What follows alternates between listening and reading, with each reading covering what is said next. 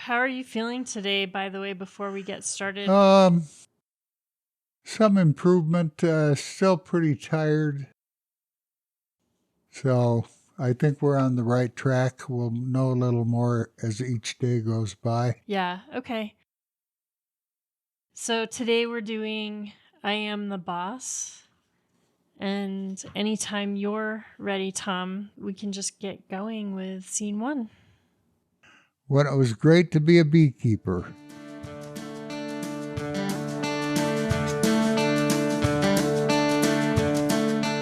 Hello and welcome to Notes from the Beeyard. You're listening to episode 39, I Am the Boss. Today's episode is special for two reasons. First, it's about a perfect day, a beautiful day spent in the Beeyard working with honeybees. Second, this is the last recording that Andy and I made with Tom Theobald before he passed away on November 10th, 2021. My name is Laura Tyler. I'm your producer and host. This is episode 39, I Am the Boss. It's the last episode in season 1 of Notes from the Beeyard, written by Tom Theobald in 1991 and read by Tom in October 2021.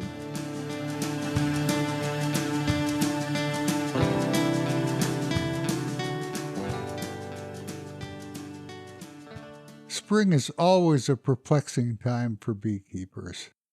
To get the work done out in the field, I need warm, sunny days with the temperature around 60 or above and little or no wind. At the same time, I need the moisture that will produce a lush spring bloom. Like anyone else, I want it all. In a repeating pattern of 10 days of sunny weather, punctuated by 2 or 3 days of soft rain, I seldom get what I want. This spring has been a typical example of what I want and what I get. It was dry through March and thoughts of drought began to loom. But then a wet spring snow bought some time and eased us into the dandelion flow nicely. But then, just as the first shipment of queens arrived, the worst of all frustrations appeared. Cool, cloudy days just bad enough to keep me out of the field, but yielding little moisture to compensate for the lost time. The last of the queens went into the colonies just 2 days ago, after having been in the bank for a full 3 weeks. Work that should have been done in 10 days stretched out over 21. The bees have been held back by this unpredictable weather nearly as much as I have, and they are 10 days to 2 weeks behind where they should be at this time of year. Although there has been a good dandelion bloom, the bees have had limited flight time to take advantage of it. They would bring in large quantities of new nectar during the sunny days, only to have them followed by an equal number of cloudy ones. Confined to the hives and unable to fly, they consumed what had been stored and had to start the whole process over when the sun returned.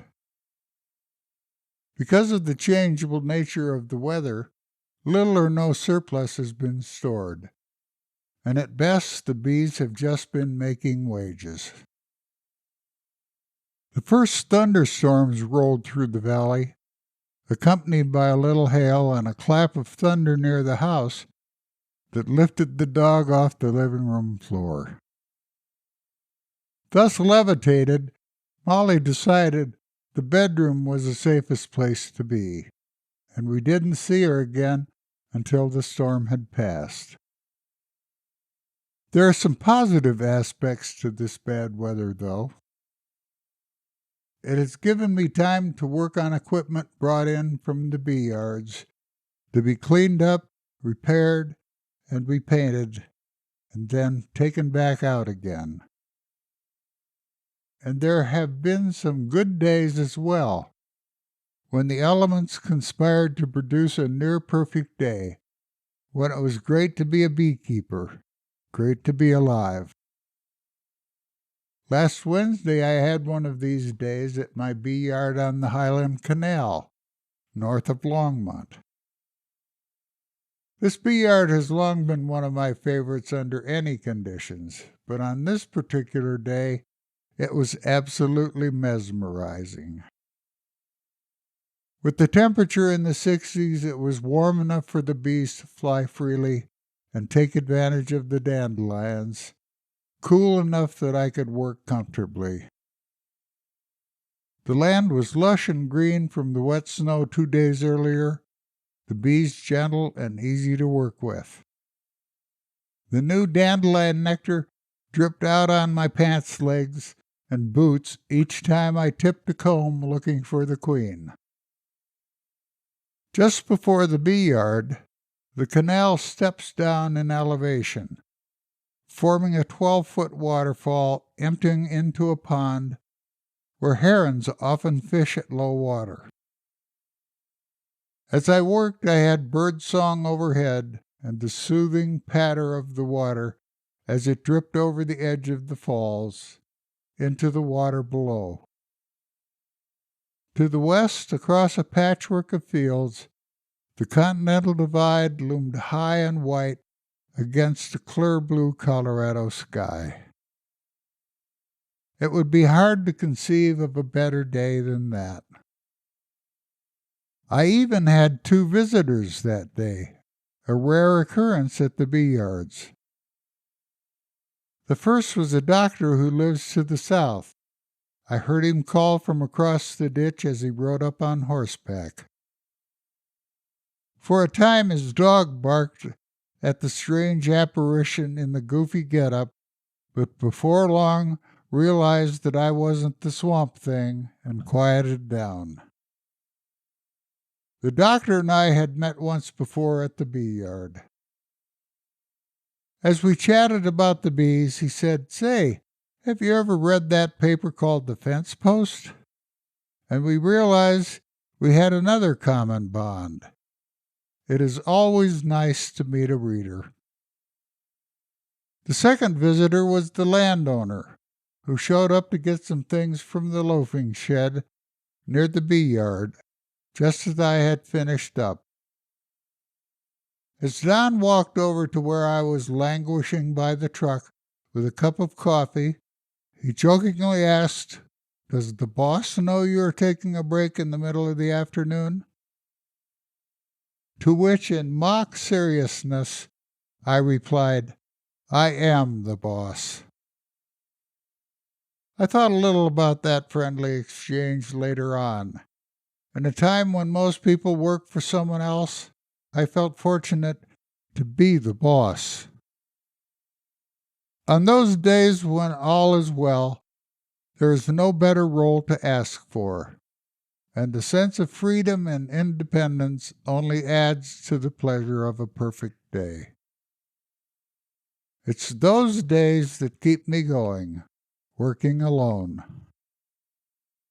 They help to balance out the other days, when the bees are cross, equipment is breaking down, the work is backing up, and I wish I had someone to buck the problems up or down to. The following day was just as pleasant. In the morning I put the last of the queens in the colonies I had split the day before, and released the last one to the bank, closing down the first shipment of queens. In the afternoon, as I changed into my boots to go out to till the garden, ahead of the approaching storm, I happened to glance out the west window. Against the backdrop of delicate new aspen leaves, shimmering in the breeze, brightly colored goldfinches pillaged the feeders in sunlight. As I stepped from the back door, eager to sink the tiller into the rich soil I had worked for years, I was stopped dead in my tracks by the overpowering fragrance of the Dolga crab in full bloom. As I paused there, I could hear the hum of thousands of workers busy above my head. In the distance, cloud shadows chased across green foothills, and I thought, for now at least, it's good to be the boss.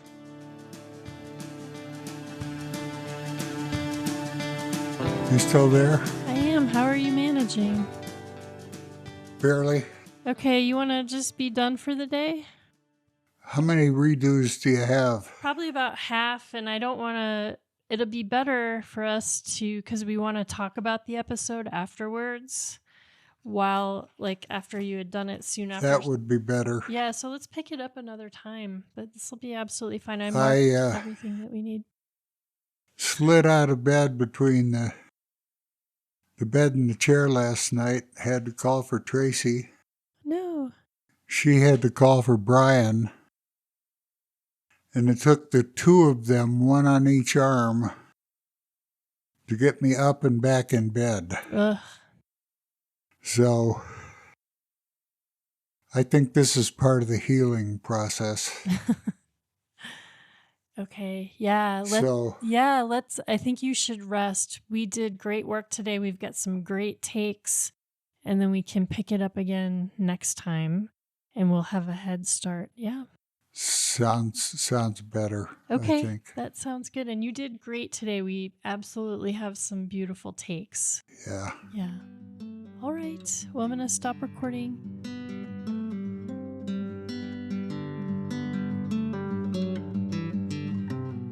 Thank you for listening to Notes from the Beeyard. Tom and I started this project as a way to spend time and have an adventure together when we both knew that the end was near.